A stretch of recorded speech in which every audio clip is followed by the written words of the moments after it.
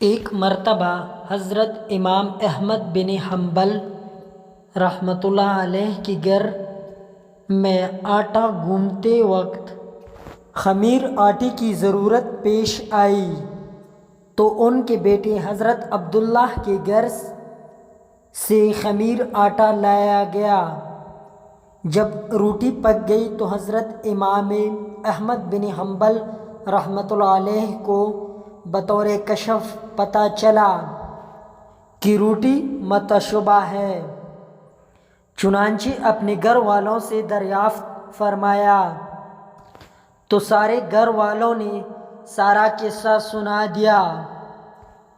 تو حضرت امام احمد بن حنبل رحمۃ اللہ علیہ نے روٹی کھانے سے انکار کر لیا اور نہ کھانے کی وجہ بیان فرمائی کہ میرا بیٹا قاضی ہے اور جسے بیت المال سے وظیفہ ملتا ہے۔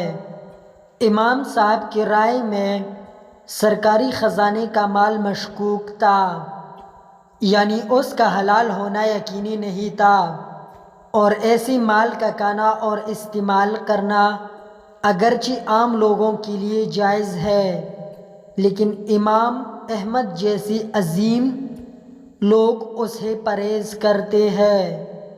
حالانکہ اس کے بیٹے عبداللہ نہایت متقی اور صالح انسان تھے۔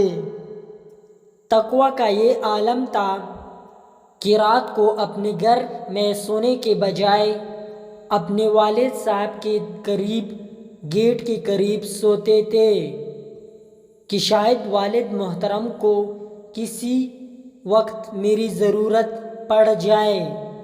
بہرحال جب حضرت امام احمد بن حنبل رحمۃ اللہ علیہ نے روٹی میں شبہ ظاہر کر دیا تو گھر والوں نے پوچھا کہ یہ روٹی مساکین کو دے دیں؟ تو فرمایا کہ ہاں دے دو، لیکن دیتے وقت یہ عیب ضرور بیان کر دینا۔ چنانچہ جب گھر والوں نے یہ روٹی جب مساکین کو دی تو انہوں نے بھی یہ روٹی کھانے سے انکار کر لیا۔ گھر والے پریشان ہو گئے تو انہوں نے امام سے مشورہ کیے بغیر وہ روٹی دریا میں بہا دی۔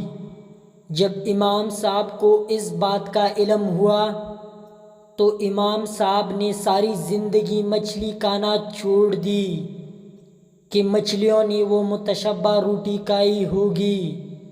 اس زمانے کے صرف مرد احتیاط نہیں کرتے تھے بلکہ عورت بھی بڑے احتیاطی تھے، عورتیں بھی بڑی تقوی دار ہوتی تھی اس زمانے میں۔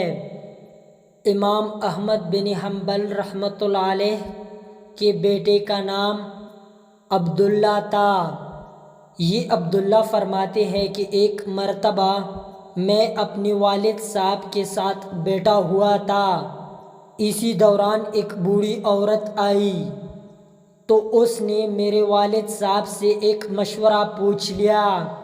اس نے یہ مشورہ پوچھا کہ میں روئی کاٹتی ہوں۔ میں ایک رات چھت کے اوپر روئی کاٹ رہی تھی، حکومتی وقت کے پولیس کا داروغہ گلی میں آیا اور وہاں سے گزر گیا۔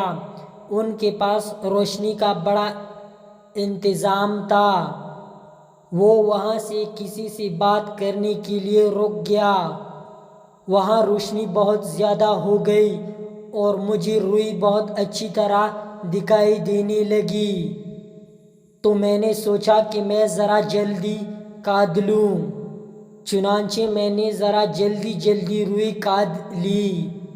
جب وہ داروغہ یہاں سے چلا گیا تو مجھے بعد میں یہ خیال آیا کہ اب یہ پیسہ تو متشابہ قسم کا ہوتا ہے اور میں نے اس کی روشنی سے فائدہ اٹھایا ہے۔ اب آپ مجھے بتا دیجئے کہ یہ روئی میرے لیے جائز ہے کہ نہیں؟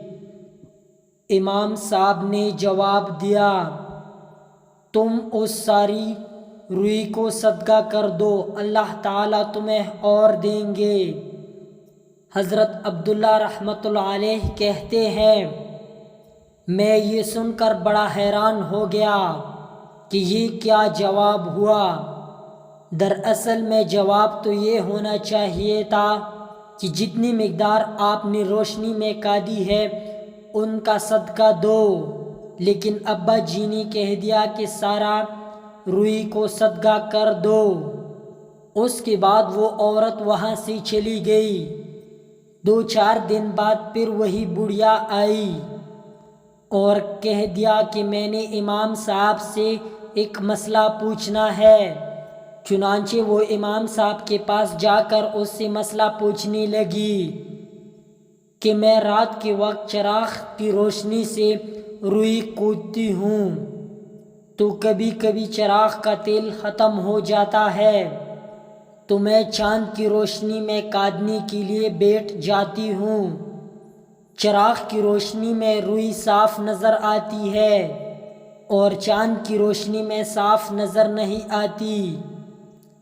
آپ مجھے بتا دیں کہ جب میں یہ روئی بیچ دیتی ہوں تو کیا مجھے بتانا پڑے گا کہ یہ میں نے چراغ کی روشنی میں کاٹی ہے اور یہ چاند کی روشنی میں کاٹی ہے؟ امام صاحب نے کہا کہ ہاں تمہیں یہ بتانا پڑے گا۔ اس کے بعد وہ دعا دے کر چلی گئی۔ فرماتے ہیں کہ جب وہ عورت وہاں سے چلی گئی تو امام صاحب بھی اس کا تقویٰ دیکھ کر حیران رہ گئے اور مجھے فرمایا کہ آپ اس عورت کے پیچھے پیچھے جاؤ اور دیکھو کہ یہ کس گھر کی عورت ہے۔